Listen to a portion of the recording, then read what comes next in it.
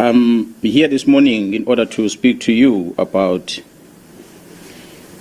the policing issues that are happening in KZN as well as in the Republic of South Africa. So I'm presenting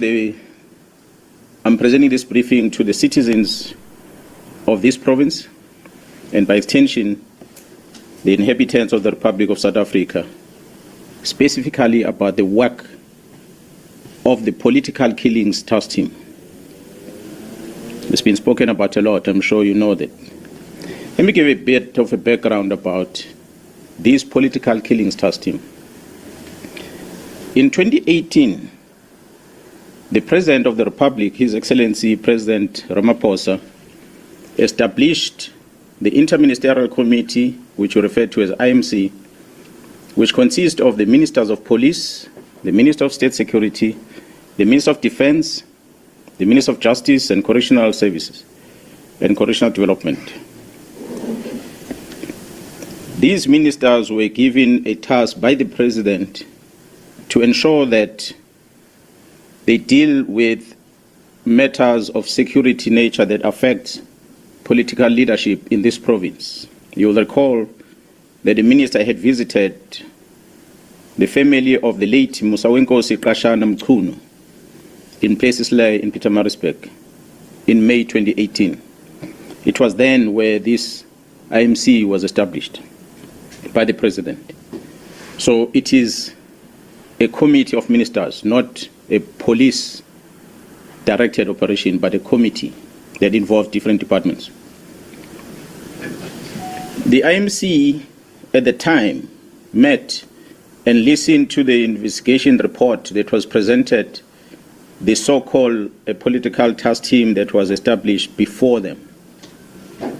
And the observation, amongst others, was that the task team was working in silos. It was compromised and that it did not have any investigation as well as a prosecutorial plan or strategy. As a result, there was a little or no progress in the investigation and prosecution of these cases. A decision was therefore taken by the IMC to establish a national integrated multidisciplinary task team, which consists of the South African Police Service, the National Prosecuting Authority, NPA, supported by both state security as well as correctional services, which commenced its work in July of 2018 to implement the now tried and tested analysis-led and prosecution-driven investigation strategy. As a result of the excellent performance, the political killings task team has been assigned in another presidential intervention project. I can name the few: the killing of the traditional leaders in the province of KwaZulu-Natal, as well as the murders that happened in the University of Fort Hare in the Eastern Cape. Since the establishment of this political killings task team in July 2018, the team has been investigating a total of 612 case dockets. These case dockets include murders, attempted murders, intimidation, conspiracy to commit murders, and other cases. A total of 436 suspects were arrested and charged. 156 firearms were recovered, of which 55 of them were linked directly with ballistically through our forensic testing to the political related cases. An additional 35 suspects who are members of the South African Police Service were arrested. The notable one is the one who's now in prison, who's been working with the parliamentarian who was involved in the murder, about the murder of one Syndicates. We're going to talk about that later. A total of 128 accused were found guilty on 106 cases. 29 accused were sentenced to life in prison. 40 accused were sentenced between 10 to 35 years. 25 accused were sentenced between 1 to 9 years. 23 accused were sentenced between 3 to 12 months. And there's quite a lot of awaiting trial prisoners that are going to be finalize in the next coming few weeks. So a total of sentences that is total number of years that has been given, if I add all of them, amounts to about 1,801 years of imprisonment. This is the work done by the team since 2018 to date that have led into the successful prosecution because of this integration working between the SAPS and the prosecution. 5 of these dockets had already instruction to arrest perpetrators, but nothing has been done because a Lieutenant General Sibiya, being instructed by the minister, executing instruction of the minister, withdrew all these dockets and they are sitting in an archive in his office in Pretoria. God knows why. Therefore, only a total of 112 dockets which are still in court, of which 54 of them are political related and others will include parallel ad hoc, as well as those the dockets that are involving the incident at Fort Hare University, and 5 of them are traditional leadership, are still with the team at this present moment. In the year 2024, a request was received from Gauteng Organized Crime Investigating Unit to assist with the investigation to dismantle the organized crime syndicate that was operating in Gauteng, that was controlled in Gauteng but operating in the rest of the country and in neighboring countries. I, as the Provincial Commissioner, took a decision to deploy 10 members from this political killings task team to go and support this organized crime unit in Gauteng. I can tell South Africans that this decision was a cause for the disbandment letter of this team because they overstepped their mandate of only focusing in KZN. They went to support Gauteng organized crime unit with the dismantling of a criminal syndicate. And I can confirm before the South Africans today that the investigation which these members were involved with in Gauteng has unmasked the syndicate. And this syndicate involves, amongst others, politicians who are currently serving in Parliament. The law enforcement officers include the members of the South African Police Service, the Metro Police, and correctional services. They include prosecutors in Gauteng province, the judiciary, and all these are controlled by the drug cartel as well as business people in that province of Gauteng. This act, of course, undermines the criminal justice system in this country. Mr. Brown Mokgotsi sends a WhatsApp message to myself, Lieutenant General Mkhwanazi, regarding the allegation on the defeating the ends of justice matters which were widely publicized, which involves an incident that happened at the correctional service at Mpangeni in KwaZulu-Natal. Mr. Brown sends this message in September last year, long before the news came out in public about the incident that happened at Mpangeni. He sends this message. In this message that he sends to the Provincial Commissioner, he attaches a police letter and he attaches a copy of the occurrence book, a register that is used at the police station that's supposed to only be accessed by police officers.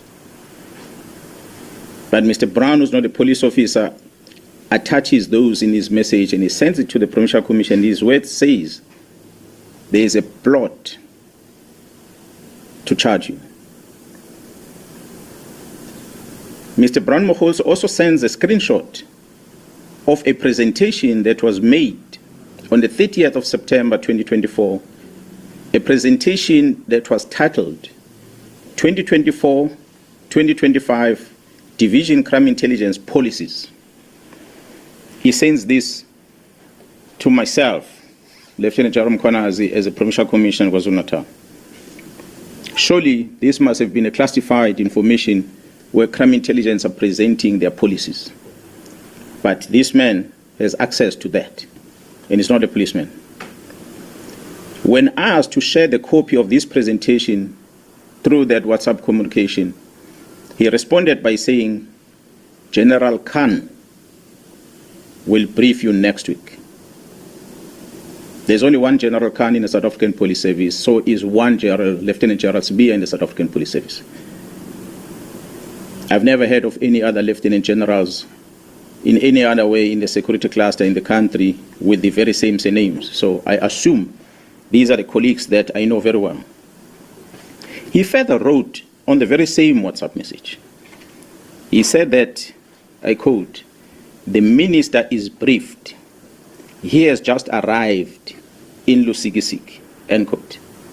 You will recall, colleagues, that we had an incident in Lusikisiki, a mass murder that happened there. And the Minister of Police had gone visiting the families and that crime scene. So after this communication, the Provincial Commissioner called the Chief of Staff, Mr. Nkabinde, the Chief of Staff of the Minister of Police, and asked the Chief of Staff, who is this Brown Mkhwanazi? This Brown Mkhwanazi seems to be traveling with the Minister to Lusikisiki. Who is he? Because I've never heard of him. The response from the Chief of Staff was that Mr. Brown Mkhwanazi is an associate of the Minister, but is not employed in a department. That's when I got a confirmation about Mr. Brown Mkhwanazi. And I asked the Chief of Staff to send the phone number of this Brown Mkhwanazi, of which he did. It is that number that made me to confirm that indeed the person who's sending me WhatsApp messages is the same person that is called Brown Mkhwanazi and is from Northwest. On the 5th of March 2025, the South African Police appeared before the Portfolio Committee in Parliament. A presentation was made to this Portfolio Committee by the Provincial Commission of KwaZulu-Natal, which included the allegations of an associate of the Minister of Police, Mr. Brown Mkhwanazi. The Minister denied on record. Go and Google a visual presentation to the Portfolio Committee on the 5th of March this year, towards the end of that briefing, where the Minister of Police responded and he said he does not know this Mr. Brown Mkhwanazi. He said that in Parliament. However, the Minister confirmed that he knows this Mr. Brown Mkhwanazi during the telephone conversation that he had, which was posted on X under the handler at Load Care. This was on the 30th of March, where he confirmed that this was his comrade from Northwest. The conversation between the minister and that lady is available. You can go on X and find it on the 30th. If it has been removed from that account as we finish this briefing, I'll share that with you. The evidence has been found in the cell phone of Mr. Vusimus, also known as Cat Matlala, which shows the communication between Mr. Brown Mkhwanazi and the Minister of Police, Mr. Senzo Mchunu. As I said, this was the beginning of the closure of the political task team. I've tried to outline some sequence of events. I had said the team left for Gauteng to go and assist organized crime in Gauteng. There was a shooting incident that had occurred in April 2024, where Mr. Swart, a QTech employee, was fatally shot while entering the company premises. QTech has been a long-standing service provider to Transnet. Shortly after the incident, 3 suspects, including a warrant officer, a South African Police Service warrant officer, a detective Dau Pule, were arrested in Johannesburg. During the arrest, weapons that were used in this murder, which was an AK-47 and a pistol, along with cell phones, were confiscated. I must applaud the team in Gauteng who had effected this arrest before the arrival of the team in KZN. It is the challenges that this investigating team of Gauteng encountered that led into the invitation to the KwaZulu-Natal police to go and assist. The KwaZulu-Natal Political Killings Task Team arrival, they took these weapons and they went and tested them. So they conducted a ballistic test in order to check whether these firearms were linked with that murder and many other murders perhaps that will have occurred in the country. Maybe let me pause on that one and come back into what had happened prior to us receiving the results from the task team, ballistic test result. On the 6th of December 2024, the task team visited the premises of the two of the high-profile syndicate, of which one, Mr. Katiso Molefe, was arrested for the murder of Mr. Swart of QTech. During that arrest, an unusual activities were observed whilst the team were busy with the operation. These activities included a dispatching of members of the South African Police Service under the command of a senior manager at the head office to go and interrupt the operation that was unfolding. Fortunately, when they arrived there, the members realized that it is indeed a police operation, so they allowed the members to carry out their operation without disturbance. On the 30th December 2024, the ballistic expert issued a ballistic report which linked these firearms not only with the murder of Mr. Swart, but these firearms were linked with a number of high-profile cases. And these cases include very high-profile South African artists that were murdered in Gauteng, which occurred dating back as far as 2021. I'm not going to mention them, but we have them on record. On the 31st of December 2024, the Minister of Police, Mr. Senzo Mchunu, issues a letter to disband the Political Killings Task Team and to suspend the filling of vacancies within crime intelligence. In January, February, and April this year, the Deputy National Commissioner Crime Detection, Lieutenant General Sibiya, issued written instructions withdrawing all these cases from the task team to his office. On the 14th of May this year, 2025, the task team arrested Vusi Muzi, who is also known as Cat Matlala, for an attempted murder ×3. I must highlight that this Mr. Vusi Muzi Cat Matlala is an individual who was awarded a police contract of over 360 million rand in 2024. An analysis was conducted on electronic communication of this arrested person. This analysis reveals communication between the arrested Vusimus at Cat Matlala, Mr. Brown Mokhotsi, an associate of the Minister of Police, as well as the Minister of Police, Senzo Mchunu. On the 1st of January, the letter is issued on the 31st. On the 1st of January, 2025, Mr. Brown Mokhotsi sends a WhatsApp to Vusi Muzi Cat Matlala, and it reads as follows, I quote, "I have arranged a meeting for Sibiya and the minister. They must have a solution." And it follows another message. "The task team that came to your house and harassed you have been dissolved. They got the letter on Monday. As we speak, they are bringing all docket to Sibiya." This letter is issued on the 31st of December 2024.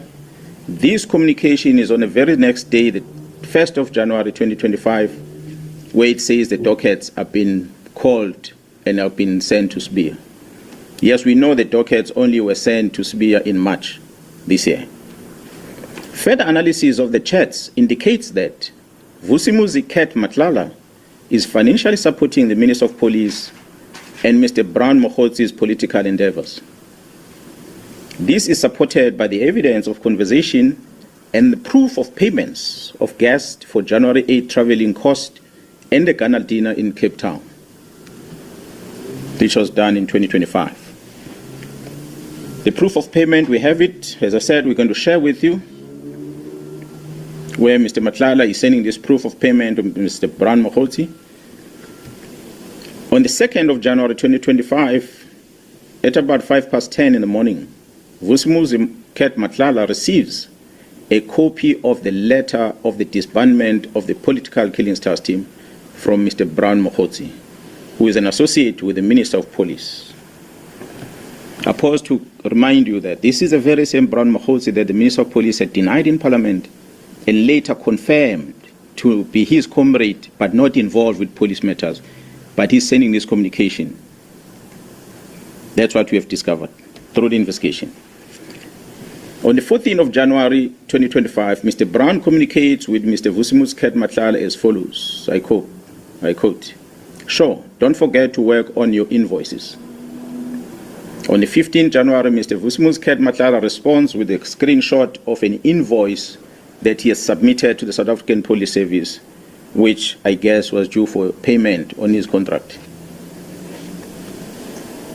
On the 26th of January 2025, Mr. Brown Mokgotzi sent a message to the Minister of Police, Senzo Mchunu, which reads as follows, I quote, "The guy of the funding in bracket 20 is also in Joburg from Tuesday.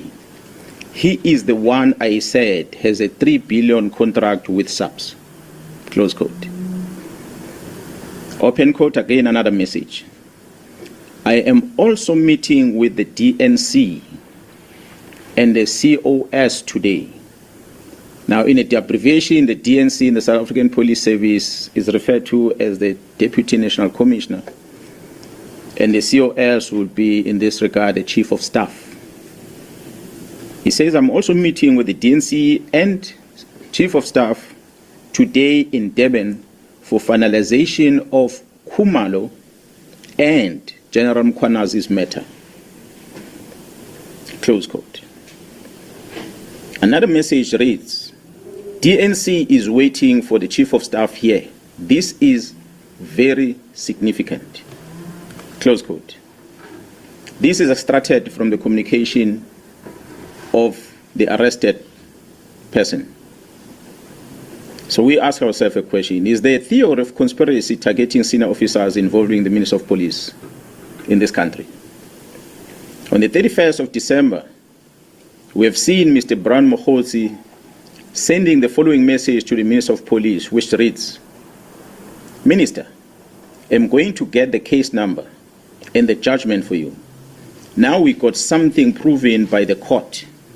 This is a matter now which either Sibiya or the minister can charge Khumalo and apply Rule 9 of the disciplinary regulations of the South African Police Service.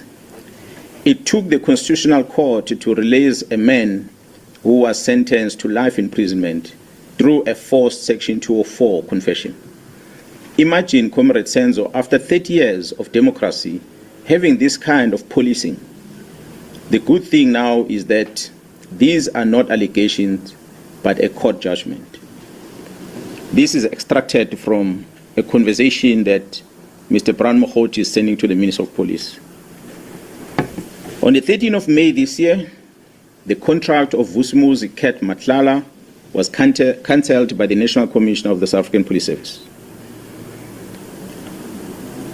On the 14th of May this year, Vusimuzi Ket Nhlanhla sent a message to Brown Mokgotzi, which reads, I quote, "Morning. Just to let you know that my contract was cancelled yesterday, and I see you've been ignoring me and promising me things that never happened. Luckily, took screenshots of every conversation just in case something like this might happen. I'm taking all this to media and some to court on Friday when I do the interdict. Close quote.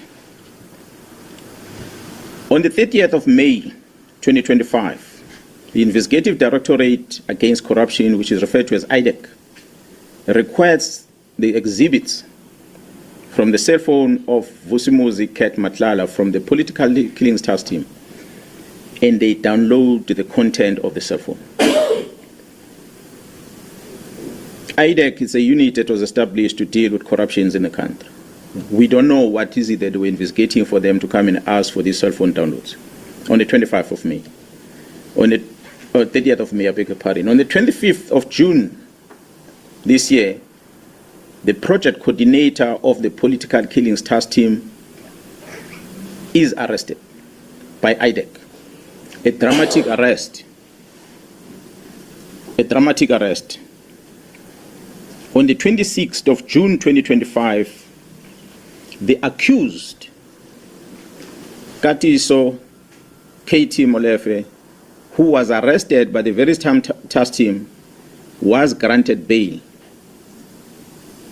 Guess that one went under the radar. The work of the organized crime in Gauteng, supported by the Political Killings Task Team, has indeed been compromised.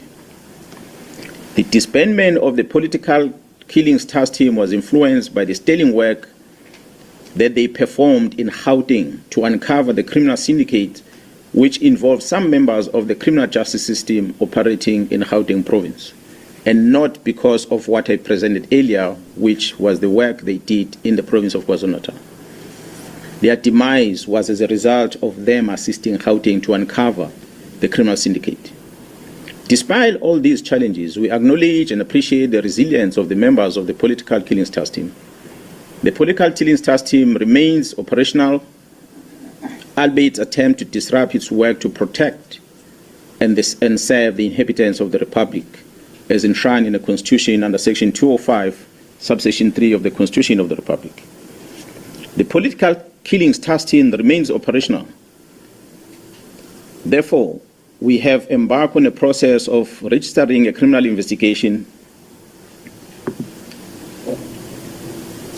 in order to deal with this infiltration and control of the criminal justice system by the organized crime. We in KZN know that a member of crime intelligence or members of crime intelligence released classified documents and handed them over to a member of parliament. That includes vetting documents, as well as covert properties. We all know in the country that the Joint Standing Committee of Intelligence is the one that must supervise the operations of a secret fund account, not only for the South African Police Service, but all the intelligence agencies in the country. That the members of crime intelligence gave these documents to the Member of Parliament, and the Member of Parliament registered a criminal case in Gauteng where he was alleging that some of the officials within crime intelligence were issued fraudulent vetting clearance certificates. After opening the case, he sends a communication to the Minister of Police. He asked the Minister of Police to take these dockets and assign them to someone else. The Minister of Police Chief of Staff, Mr. Nkabinde, wrote a letter to the head of the NPA newly established unit, which is referred to as IDEC, Investigating Directorate Against Corruption, to investigate these cases. These are allegations of a manipulation of a vetting process, not a state capture, not corruption. But IDEC receives this communication from the Minister of Police to take these dockets, and IDEC does exactly that. They go and take these dockets and they investigate them. I wonder whether is this what the unit IDEC was established for. The Minister of Police invited and facilitated the peace talk between myself, the Provincial Commissioner of KwaZulu-Natal, and the Deputy National Commissioner, Lieutenant Gen Sibiya, in his office, in his house, State House, official residence in Pretoria. The purpose of the invitation was to try and create peace between myself and the Deputy National Commissioner. It was unprecedented. I've never seen in my life. The National Commissioner was present, but he just kept quiet because it was not his meeting. The Minister of Police felt that he must make me and Gen Sibiya to find peace. Surely, there can never be peace between a criminal and a police officer. As we speak, the South African Police Service, KwaZulu-Natal, still does not have a leader within crime intelligence because of the letter where the minister suspended the filling of vacancies at crime intelligence, which is dated the 31st of December. So to date, we don't have a command of crime intelligence in this province. We are trying to figure out on our own how to infiltrate syndicates because the minister decided these posts must not be filled. The crime intelligence at the national level has no commander as we speak. And we must thank the magistrate who made the ruling that went beyond what the charge sheet against the accused is about, which the members were charged on HR-related matters that dealt with filling of vacancies. The magistrate directed that these members must never enter any premises of crime intelligence in the country. So which means all the work of crime intelligence had to come to a halt. Interesting for us is that another magistrate who then had the matter of the second accused on that case, who had remained in custody last week, did not issue the same condition. He understood that the judiciary cannot get involved in determining whether people must go back to work or not. It is an employer that must make the decision. But I must just indicate to South Africans that Mr. Padayache, who appeared in court on the day when these police officers were arrested, whom the magistrate referred to as an investigating officer, is a former member of crime intelligence himself. He retired from the police and he went to join this new unit, IDEC. He is now referred to as a lead investigator with no qualification, no investigative experience at all. But this is a person whom the magistrate directs that if anything is wanted at crime intelligence, must go via him. So he gives him a carte blanche to access anything at crime intelligence on behalf of the members that are employed to work there. The vetting section within crime intelligence has more powers than any other units within that space because they can scrutinize everything about the applicant who's applying for security clearance. And they can manipulate that security clearance process for their own benefit. So I stand here understanding, as leading this province of KwaZulu-Natal, that fighting organized crime remains a priority as directed by government. The National Commissioner remains my commander and the commander of all of us as we wear this uniform. And we must protect this badge and the police commissioner. I call on all men and women in law enforcement, the South African Police Service and Metro Police to stand up and protect our people. Yes, sometimes law can stand on the way to achieve justice. We must choose justice. Thank you so much for listening to me.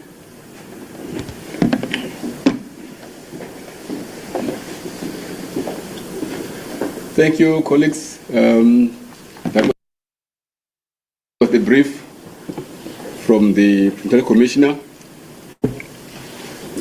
We are going to share this.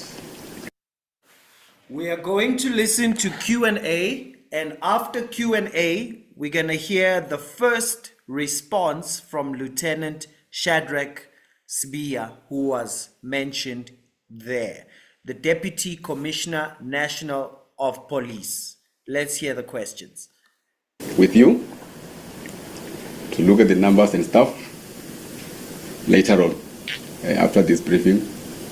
Now it's time for you to ask questions related to this. Let me see by the show of hands. And with this one, we are doing only one round and we are done. I've got 3 hands already. Jason, you go first. Thank you so much. Jason Dati from ENCH. Well, thank you for the comprehensive update. I did hear you say that there will be a criminal investigation, but I want to ask you more directly. Will the Minister and Sibiya be investigated, or are they being investigated as we speak for this? Because from what you've outlined, there are clearly a number of crimes that have been committed there, and these are the names that have been central to what you've been outlining. The second part of this is, what does this mean for your working relationship, for the work that you do here with your team? Considering that there is this, it's more than an elephant in the room, but considering that there is this, how will this impact the work that you do? And I think the last question is, with everything that you've said here now, what do you foresee happening to you? Do you see any implications for yourself based on everything you've revealed? Thank you. I'll take one. I will answer to each one of you. I'm a police officer who understood the task at hand. When I joined the service, it was my resolve to make sure that I deal with criminals head on. Hence, I had chosen a career within the combating side of policing. That's what led me to work in the units that I worked for over time. Yes, I've been a provincial commissioner, and I'm still a provincial commissioner, coordinating different type of policing operations in this province. And I've been involved with a lot of operations in the country in the past. But I understand that at this present moment, the war that we are facing is so serious that it deals with high-level senior officers within the criminal justice system. Therefore, it is important for us to go into a combat mode. It is important for me to make sure that I take on the enemy directly.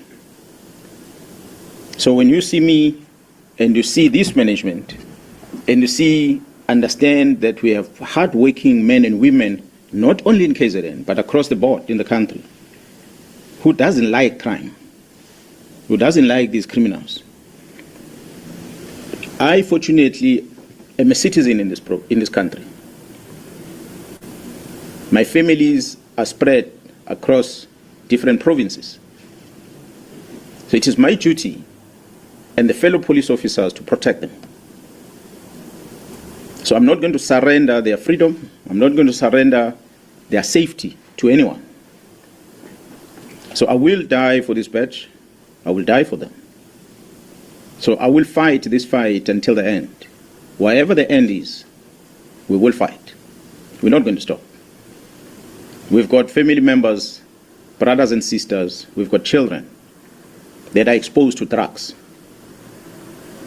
This drug cartel, which includes a group in Gauteng that's operating in Gauteng as their headquarters, are importing these drugs from abroad, South America and the main, through this port of Durban, amongst others, to Gauteng, and they process them in Gauteng, and from there they distribute this drug all over in the country as well as other countries.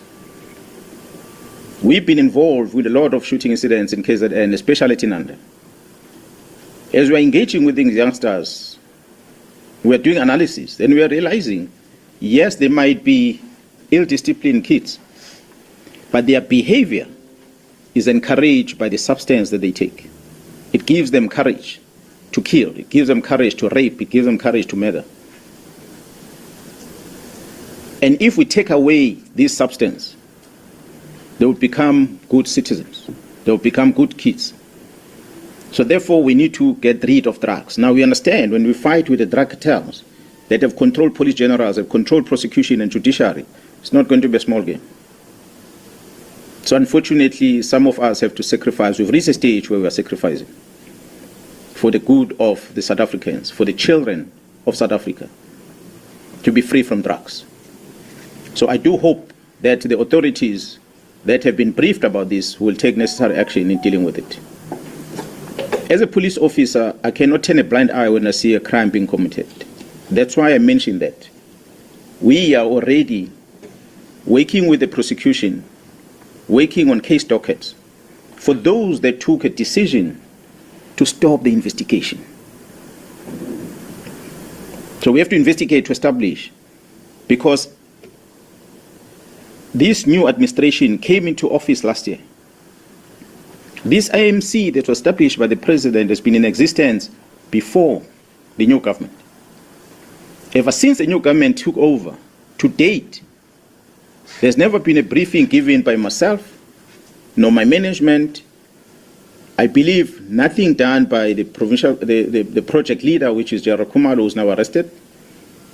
I cannot talk much about my boss, but us, as people who are running on the ground, we have never given a presentation to the Minister of Police about the work, the successes that I presented of this political killing task team in this province. So for a decision to disband it, we are 100% sure after evidence collected that is informed by the work that they were doing in Gauteng, which the work they did in Gauteng was affecting the people that are closer to the people that are closer to our executive authority. So our investigation is going to be that wide. We're going to uncover anyone had a role to play. There are people that refer to themselves as whistleblowers. The strategy that is being used is to make sure that they turn the image of a person in a public space. They talk bad about you in the public space. For a member of parliament to come and talk about the procurement of facilities of crime intelligence, which is a covert thing, which is something that should not be in a public space, is not been questioned by anyone. The person who's accused understands that he cannot speak in public about it because it's a covert thing. If he speaks public about it, he's going to be facing a criminal offense himself. Now they're exploiting that gap, that we know this person can't speak, so let's speak and make him look bad. He can only speak behind closed doors in parliament, but he can't speak to the public. Push the man until he reaches the end, and he's going to expose the issues of national security of this country, simply because there are people with evil intentions who are pushing him to get to that stage, using the state apparatus to execute the mandate. So we have to investigate in order to be able to remove the cancer. That's where we're going to go. I hope I answered all your questions. What the implications for you from this point? Yeah, what I said when I started, that I've decided to take this fight head on. So the least that can ever happen to me is to someone to come and attack me, or somebody to issue an instruction that Shadrack Mkhwanazi must be fired from the police, or suspended, or arrested for that matter. What I know, what I like about KwaZulu-Natal, especially in South Africa at large, that we've got very dedicated people out there, from the law enforcement as well as private sector, especially the security companies, that we are running the streets with them on a daily basis, who understand that there's a rot in this organization, who understand these problems that you're talking about, and they're not going to sit back and allow this thing to continue. So I'm inviting all of them. I'm inviting the citizens to stand up and protect these men and women who are standing for the truth in this organization. They must protect them. Whether I'm there or not there, fight must go on. We must protect this country against crime. It's all what we can do. So whatever happens to me, happens. I'll take it, whatever happens, happens. If it's prison, it will be prison. It's already on communication planned by Mohotsi, the DNC, and the Chief of Staff, that they must deal with my matters. Whatever matters comes, they will come. But what we must not surrender is this country and our children to be controlled by drug syndicates. And that's what is currently happening. Yes, sir. Who's next? Next one. This was the last one. Clive. Yes, thanks, sir. My name is Clive from the Witness. My first question is really around clarity. You talk about evidence collected. Obviously, when you collect evidence, whatever evidence you get, it must be preceded by an investigation. I'm just trying to understand the nature of the investigation conducted, who authorized it. Which one? No, the evidence that you collected, that you have been citing. I think in it your means the Katiso Mulife arrest when those weapons were taken for ballistics. Is that what you're referring to? No, my understanding is that there is pieces of evidence that confirms kind of a conspiracy theory against you, and you are citing pieces of evidence. I'm just saying, did you do it yourself, the collecting of this evidence? Oh, okay. Yes. I've said, if maybe you didn't catch this thing, so when I was talking, you were typing, that's why I didn't get some of the things. No, I was typing much. The team of Gauteng Organized Crime Unit been investigating a murder case of Mr. Swart. And they came across problem, and I'm going to elaborate what the problems are, which made them realize that they need support from elsewhere outside Gauteng. Because there are some senior officers that are in close communication with their targets. Hence, they came to me, and I dispatched the team to go and assist them. In that investigation the team were doing in Gauteng, under the leadership of Jaro Khumalo, who's now arrested, uncovered a lot of things. It led to the arrest of one of the drug lords and the search of the other one, and eventually the arrest of the second one. The arrest of the second one, and when they took his phone and they downloaded his phone and they found all his communication. So it is the team that was working, not me. So that's where everything was unfolding. We were asking ourselves a question as to what made the minister to decide to disband the team. We did not know until we found it from the suspect's phone. That, oh, this thing came from December as a strategy to neutralize the investigation against these drug lords, because the team was perceived to be handling the drug lord case. What they did not realize is that that case docket was not part of the political task team. That case docket was in Gauteng. And the hard-working men in Gauteng were investigating that. Because they were threatened, they were supported by this team. But the docket remained there. Now, there's a number of people that should have been arrested in Gauteng that are not arrested because the prosecutions does not want to sign off the warrant of arrest for those people. We do hope that pretty soon we might find some changes with good, dedicated prosecutors. We might see arrests happening.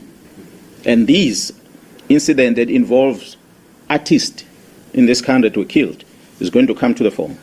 And when it comes to the fore, you'll remember the day when I stood here before you and I spoke about it. So my investigation in this province is not about my plot per se, but it's about the defeating the end of justice. How do you decide to stop the investigation from March to date? Who gives you the authority? There's directives here from prosecution that investigating officer must do A to Z. These investigating officers were told to go home and leave these investigations. For whose benefit? So we ask a question. And the instruction says, as per the directive of the executive authority. Now we ask ourselves, when we're going to scrutinize this, we investigate, what is the constitutional mandate of the Minister of Police and what is the constitutional mandate of the South African Police Service? What is the Police Act saying about the powers of the Police Commissioner versus what the Minister of Police is supposed to do? There's a policy and there's operations. I had said on the record before, I will not close the task team not unless the National Commissioner gives me the instruction. That's why today this team is working. So we're not going to stop. That's why as we continue as police officer, we investigate, we're going to find the rot. Now the cancer has gone so deep that we have to now focus ourselves in here and stop chasing children at Inanda. We must get rid of the drug that make those kids to behave like that. Yeah, no, I wanted there are two questions.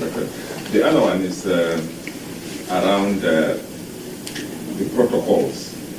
We know in government there are strict protocols, particularly in the police, that stipulates that if you have a grievance like the one that you have in now, these are processes that you should follow. So I just wanted to find out whether did you escalate the matter maybe up to the president, and also before you came out of course in public now. And also I just want to check, there are 11 district commissioners here. Are they in support of the stance that you have adopted? Yes. Yeah, well, I think the latter part, here the district commissioners, maybe they can answer themselves if you directed questions to them, but they are here because they've been briefed about this, what we are doing. You correctly said we have got chain of command, and I've said before, the National Commissioner, Jaro Masimula, is my commander, and nobody else. At the provincial office, at the province of KwaZulu-Natal, I account and report to the legislature and via the executive authority in the province, of which the premier is the one that supports us. So I must communicate via the executive authority in the province, and I must communicate via the National Commission. And that's where it ends. So this information has been given to the National Commission. He knows about it. He's the one who then can dispose it further to wherever it needs to go. I had requested the portfolio committee chairperson to make sure that he invites me to attend the portfolio committee, because I was not initially supposed to be part of it in March 2025. Hence, I spoke the things that I spoke before Parliament in the presence of the Minister of Police. That's where the Minister denied the knowledge of this gentleman, of which today we have evidence through that team, hard-working team in Gauteng, had picked up. That's why I want to emphasize that this whole cracking of or investigation of the syndicate was not started by the KZN police, was started by the Gauteng members. But because they came under difficulty, they called for support. So we went there to support our colleagues. I salute those members, because they don't sleep at home. Some of them have not been at home for a year because they are wanted. These are Gauteng members, it's not here. Yes, we talk about crime being coordinated in Gauteng province, but there are members in Gauteng, both SAPS, prosecution and judiciary, who are against what is happening. But because these syndicates are able to control those in power, it makes the investigation not to continue in Gauteng. That is our problem. Unfortunately, the operations of the justice system, we cannot take a case that incident happened in Gauteng and investigate it in KZN. It has to be done there. Decision to prosecute must be happen there. The judiciary that preside over it must happen in the same place. So if those people responsible are controlled by the syndicate, then the case is going to fall flat. Yes, no Africa, no bush. PC, I just wanted clarification on whether, because you're saying that the national commander is who you report to, did he give you the go-ahead to continue with the political task team? Because you're telling us that the work continued. Did you get the go-ahead from him to continue with it, even though there was a decision that was based on the fact? And then I just wanted clarity on when you mentioned the arrest of the murder of Swart. You mentioned that the weapons that were found there, the ballistics, when they came back, they were linking to several crimes, including, you said, artists, music artists. Did you mean Johannesburg and Durban, or did you say, were you saying it as a general statement? Maybe the second question, the firearms were linked with the murders of artists in the main. Those artists were killed in Gauteng, which dates back to 2021. I'm not saying which type of artist, but the South African prominent artists that were murders, their case has not been resolved to date. At least in KZN, we've made an arrest that is known in public about the murder of AKA and his friend. But in Gauteng, we haven't had much. We now know there is firearms linked with murders of some of those artists. So, but the decision must now be taken that these people must be prosecuted because they are now known who are the suspects that are involved. The first part of your question, I'm not sure if I remember very well now everything that you've asked on it with regard to the political task team. The minister issues a letter on the 31st. The National Commission is on leave. National Commission comes back from leave. He's concerned about this directive of the minister because it's got criminal in it. That you don't stop a criminal investigation. Even the National Commission himself can't tell a constable to stop an investigation. So who is then the minister can say that? And the Deputy National Commissioner will then issue these directives. The National Commissioner signs a letter, a call-up instruction to continue deploying this task team to work. He authorized it in black and white, and he even put budget on it. So the team has been working ever since under the authority of the National Commission. The National Commission has never disbanded the team. That's why I said he never issued the instruction of withdrawing of case dockets. Hence the investigation, because we now have to establish who then does this. So surely if the National Commission doesn't toe the line, he must go himself, most likely. Wonder why we had some things on the news last weekend. Because then if he goes, they take over and everything can be controlled. Last one. Okay, SABC. Both of you. It's fine. Okay. There is, yes. Sir, yes, just for clarity's sake, we have the case that's looking into the drug syndicate in Gauteng. You also talk about looking into the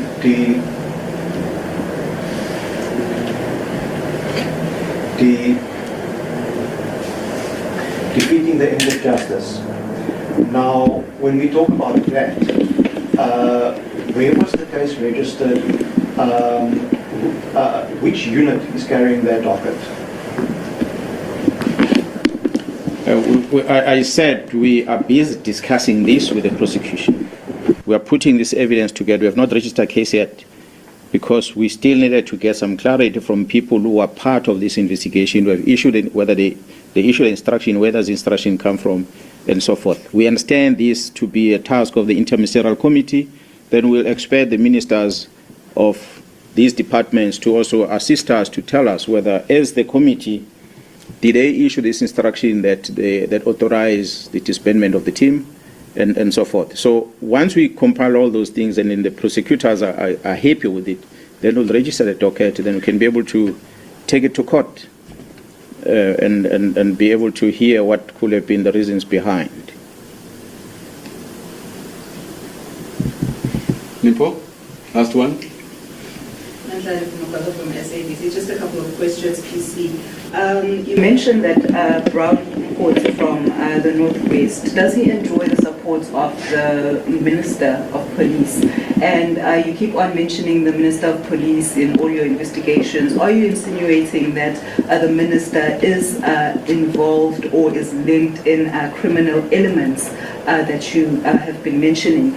And then Maybe ask one by one so I don't keep on forgetting. Just one.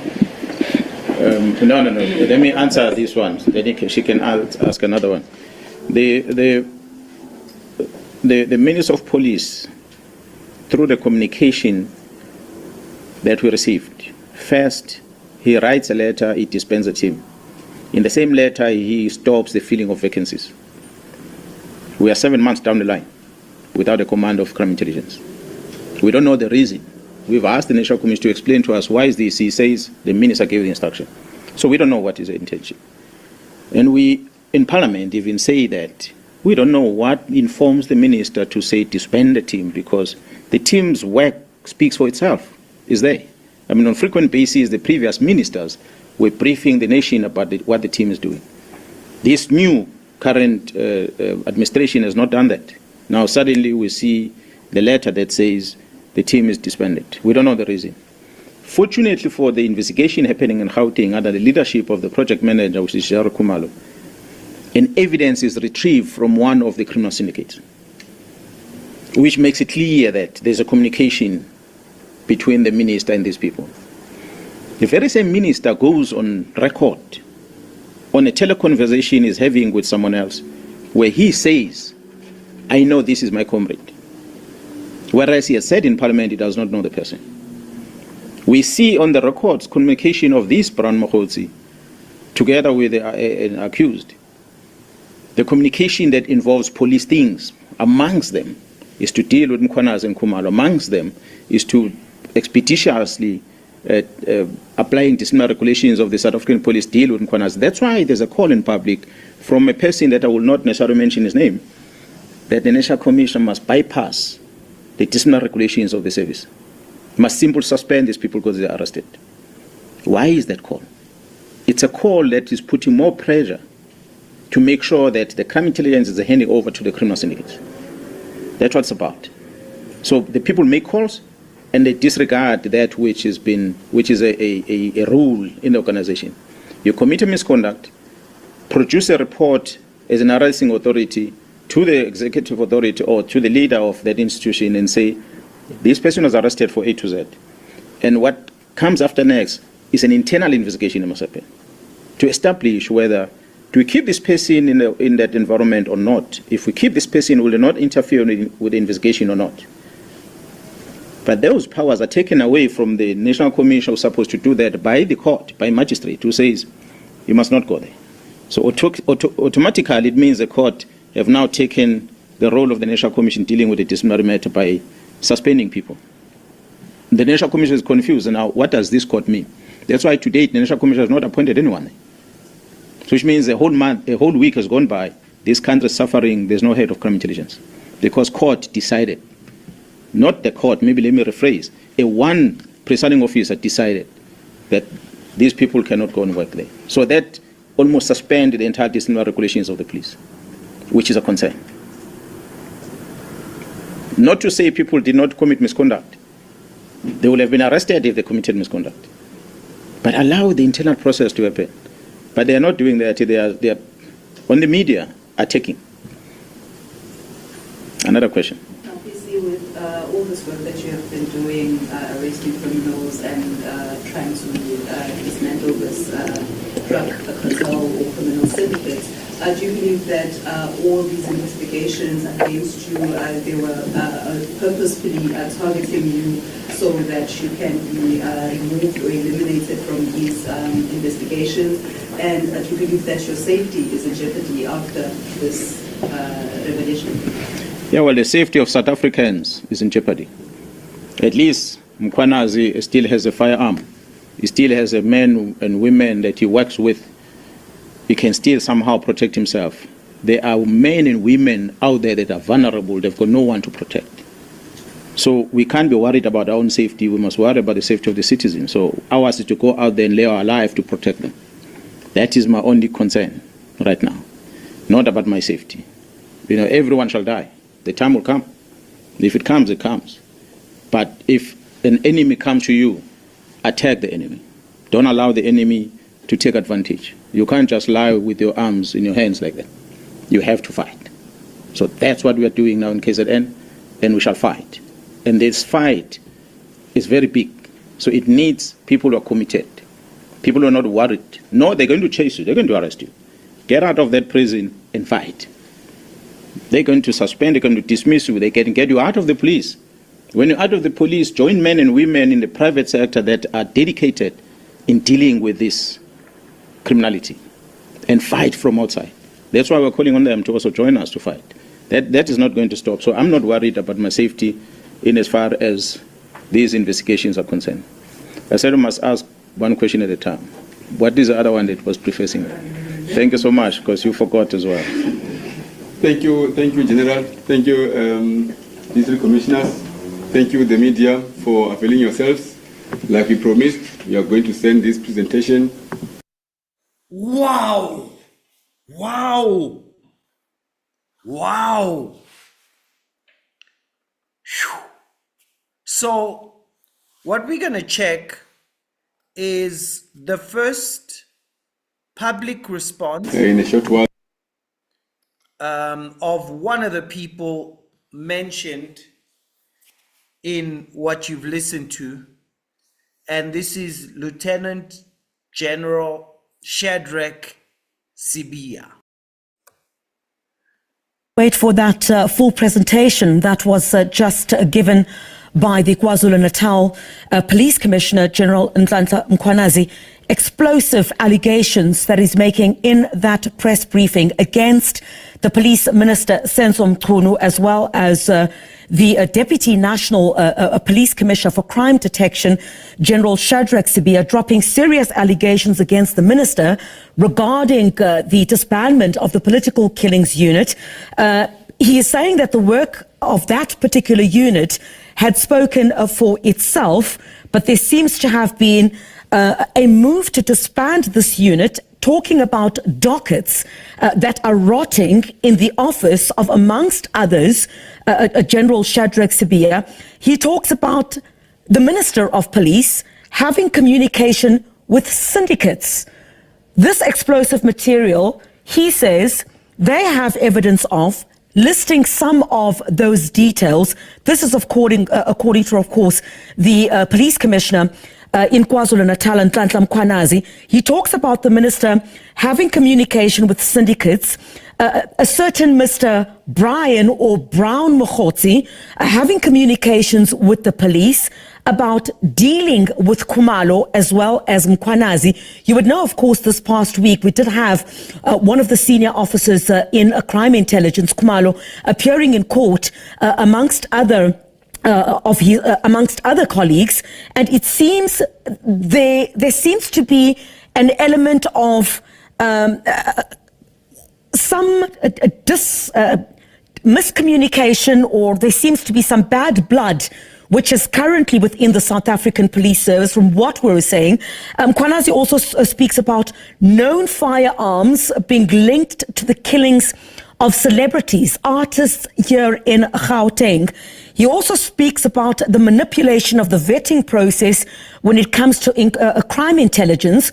And he also spoke about the Minister of Police organizing and wanting to create peace between himself, this is Mkhwanazi, and the Deputy National Commissioner for Crime Intelligence, General Shadrack Sibiya.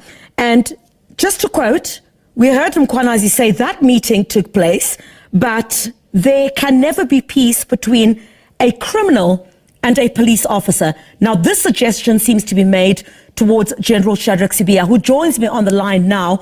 General Shadrack Sibiya, thank you very much indeed for your time. Let me first get your reaction to a slew of allegations that have been made against you, and in fact, you've been labelled as a criminal.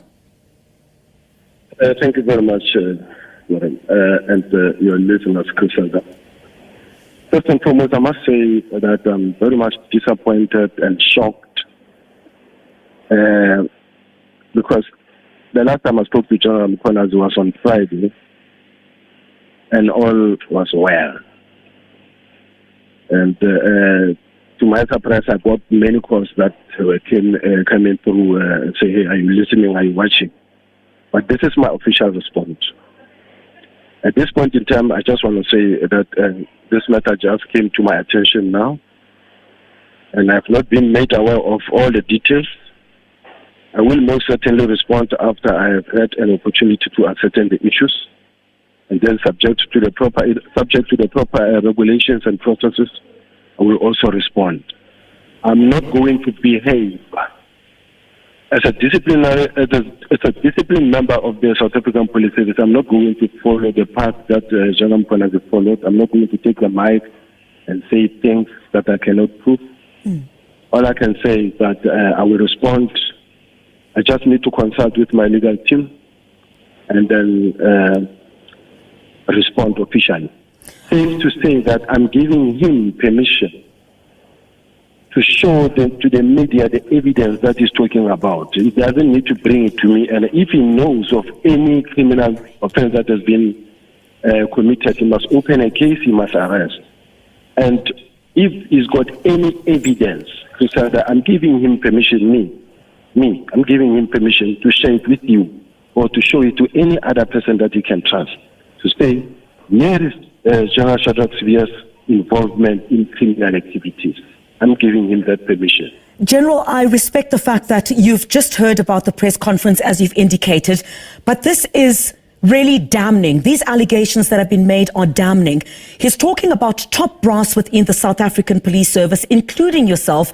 Do you know about any of these allegations? We're talking about allegations of the minister allegedly having communication with syndicates, dockets relating to the unit relating to or tasked with investigating political killings in this country, those dockets rotting. Also the fact that in that particular meeting, you also kept quiet and you're being referred to as a criminal now. Do you know about any of this? You are the Deputy National Police Commissioner for Crime Detection, and all of this speaks to crime in this country, which is completely... We are hearing allegations against the top brass in this country allegedly being involved in crime, having communication with syndicates, firearms which had been linked allegedly to the killing of people. You've got to say something to the people of this nation at this moment, even though you still need to look thoroughly at what he said. I want to say, as a disciplined member of the police, I will never go stand in front of the cameras and do what General Mkhwanazi is doing, because there are processes to follow when there is such a situation or where you think you are not being heard. What he's doing, quite honestly speaking, is embarrassing, but we are not going to bend down to his level. All I can say is that I will respond word for word, and I will prove to you that what General Mkhwanazi is saying is absolutely not true. It's not true at all. And if that was the case, I can show you that I was communicating with a man just last week now. We've been talking. There's nothing like what he's talking about.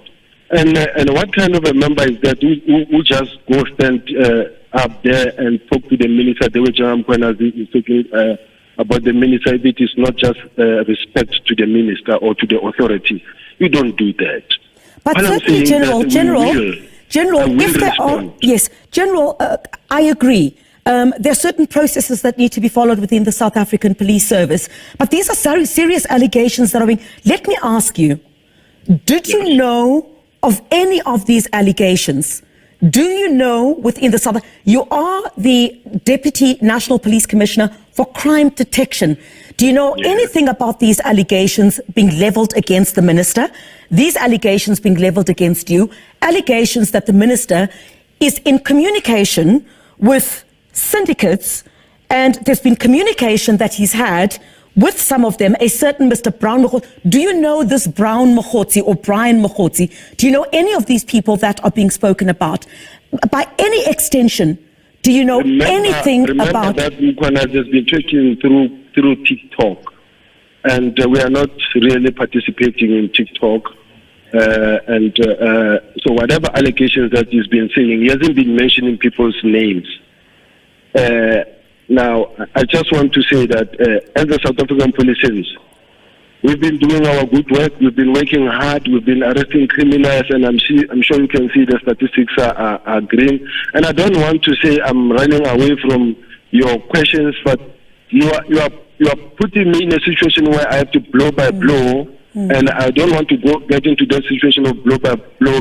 I want to sit down, watch this briefing, consult with my attorney, and then take it from here. But I can tell you that there's no truth whatsoever in everything that he said. Everything, including even in the meeting that we had with the minister. It was a matured meeting. He never uttered such words such as, I'm not going to participate in a meeting with a criminal. I hear it for the first time. And safe to tell you that, in fact, you will find that the opposite is true. What Mkhwanazi is saying, there's no truth in all this. There's no truth whatsoever, and that's why I'm brave enough to say to you, we must give you the evidence that is talking about of the criminals that are involved. Just very quickly, General, is there a plot to get rid of General Mkhwanazi? And I'm talking about that in the manner in which he speaks. He talks about a cancer that is so deep. That is what he said. A cancer so deep within the South African police. Is there a ploy to get rid of General Mkhwanazi? Because he also speaks about him not being worried about his safety. The best that can be done to get rid of him is for him to leave the South African Police Service, or he be fired. Is there a plot to get rid of him? I think this is the only man who's at war against himself, because no one is fighting General Mkhwanazi. He's fighting, but we don't know who is fighting. And I can tell you, no one is aiming at General Mkhwanazi. He's been doing a good job in KZN, and we've always been applauding him for the good job that he's been doing. And I can tell you, even the minister, as far as I'm concerned, he's in good talking terms with General Mkhwanazi. We've been in and out of KZN with him. Together with him, he's been inviting us as well. I can tell you, he sent me an invite to attend what was the golf day and other. He sent me the invite. He called me personally to ask me, am I coming? And I couldn't come. But all I can tell you is that I don't understand the kind of man that I'm dealing with here today. I've been talking to him. We've been working together. I was talking to him just this past weekend. it's a big surprise for me, I must indicate. But I can also say to you now that whatever allegation that is mentioned, let's go page by page and confirm the allegations that he just spoke about. You can come to me, I can take you to the people that he says will have that information. Let's go pound for pound and look into the evidence of what he's talking about. You will see that he's just excited. What he's saying is, he sounds like, yeah, General, he sounds like a very aggrieved man. Before I let you go, are you a criminal? He's referred to you. He said in that meeting that the police minister had organized at his premises, you didn't say anything in that meeting, and he basically said there can basically be no peace between a police officer and a criminal. That seems to have been suggested at you. Are you a criminal? No, Cressida, I'm 37 years in this field. I've been doing this job, and many people, all the provinces know me. I've done my job throughout the country. I've served the people of South Africa, and there are big cases that I can point you out, including the AKA that he's talking about. I'm the one who was pushing it. He's talking about the AKA. I'm the one. In fact, he didn't want to arrest. I'm the one who arrested, who pushed for the arrest of AKA. So, and I can show you and I can prove to you about my involvement in the AKA matter. So I can tell you now, and I'm telling South Africa now, I am the one who was pushing for the arrest of AKA, not Mkhwanazi. That's what you must know. You seem and to I can tell, the two of you seem to be going toe to toe. Prosecutor, yeah, in this case, the two of you seem to be going toe to toe. Do you have any bad blood with General Mkhwanazi? And I mean, how does all of this fare? Take a South African. It only started as a result of the AKA matter because he didn't want to take this matter forward, and I had to force that these criminals be arrested. Okay, you're saying that General Mkhwanazi, you're saying General Mkhwanazi did not want, what do you mean General Mkhwanazi did not want to take the AKA matter forward? He was not doing anything up until I pushed for these people's arrest. I've met with the team more than 6 times. I've interacted with them. I've interacted with the team and the prosecutor and the National Commissioner in his absence. And we pushed for these people to be arrested, and they were arrested. So what is talking about we have arrest in KZ and there's no arrest in Joburg. I'm the one who pushed AKA. You're basically accusing him of defeating the ends of justice. When? No, when you're saying that he didn't want to do anything about the AKA matter, is that not defeating the ends of justice? I don't say he didn't want to do anything, was not doing anything. So that's defeating the ends of justice, General? No, it's not. When you say someone is not really acting, and I say, in my case, are you saying that he didn't act even though he knew? Consulted with and said this matter is not moving. I jumped in and there was movement. How does this fare, General, just before I let you go, for South Africans? I'm talking to you in your capacity as the Deputy National Police Commissioner for Crime Detection in a country where we have crime completely spiraled out of control. There seems to be massive distrust within the South African Police Service, and I'm talking not at grassroots level, I'm talking right at the top. You're fighting amongst yourselves, yet South Africans are not safe in their homes. There are allegations and counter-allegations being made by each of you. You've just leveled some against General Mkhwanazi now. What should South Africans do? Can we even trust you at all? Look, Crisenda, like I did initially when we started this conversation, yes. I tried to keep this thing very short. Yes. But you left me with no choice because you prompted me in such a way that if I don't respond, it also gives an impression to South Africans that it looks like I'm running away from answering certain questions.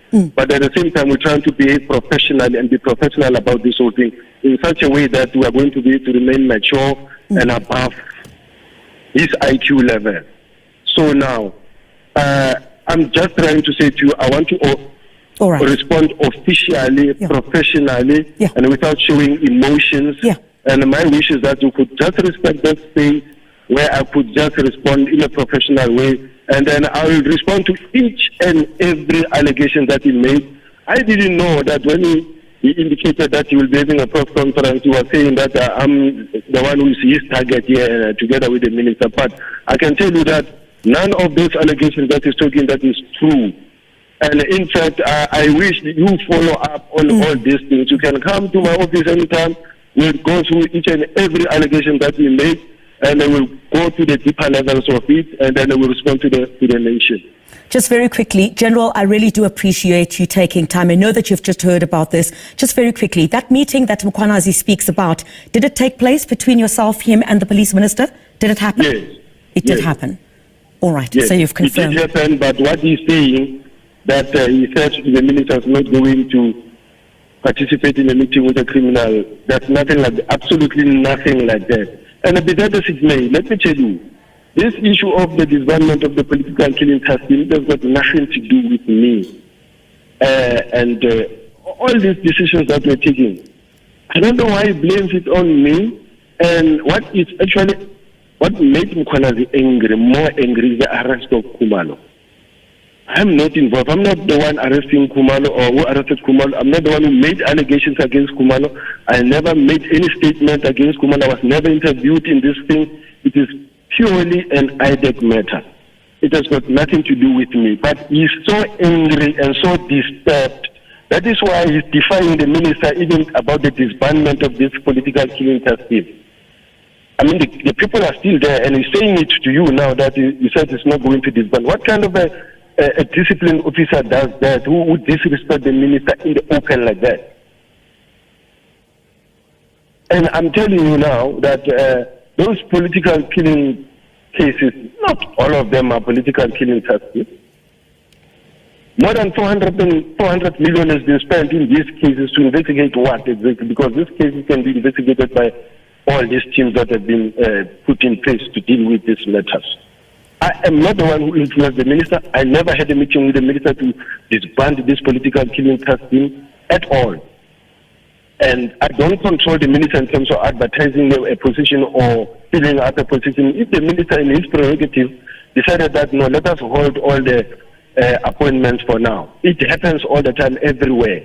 Why is he getting so angry from his little corner where he's sitting? He must just concentrate on his work and do his work.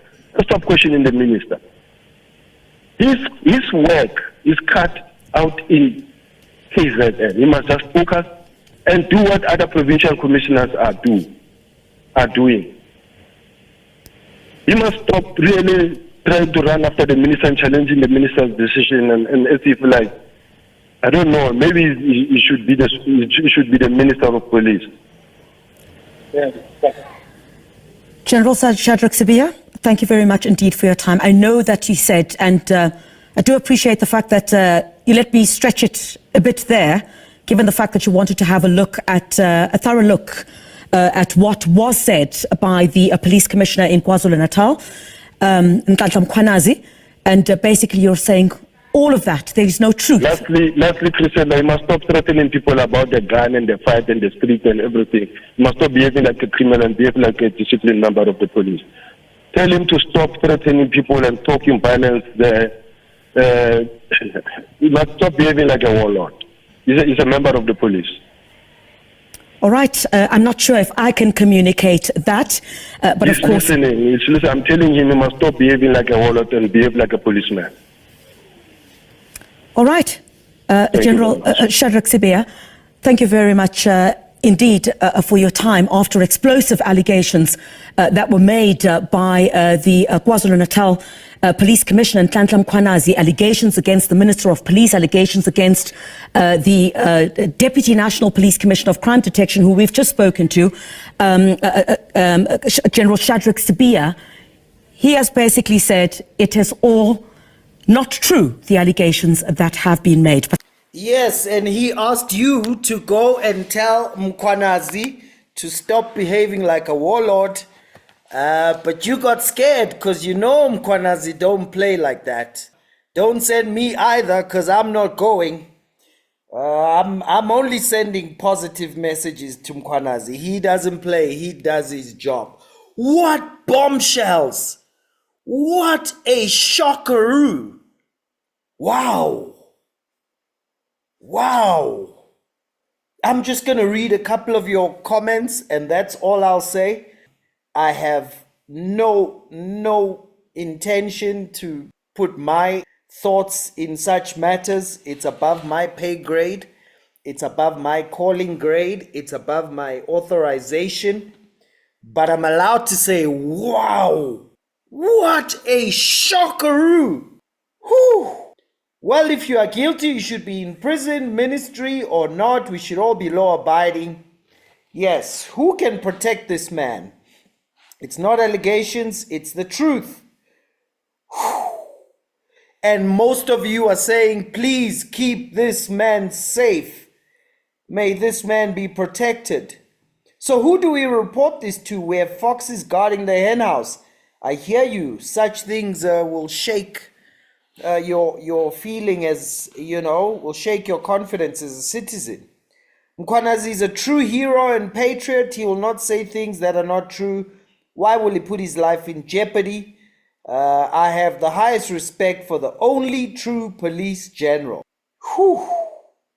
You need to arrest the top man. I say it again, we will never find another. It's a lieutenant general, ladies and gentlemen. Lieutenant general, no, that's commissioner.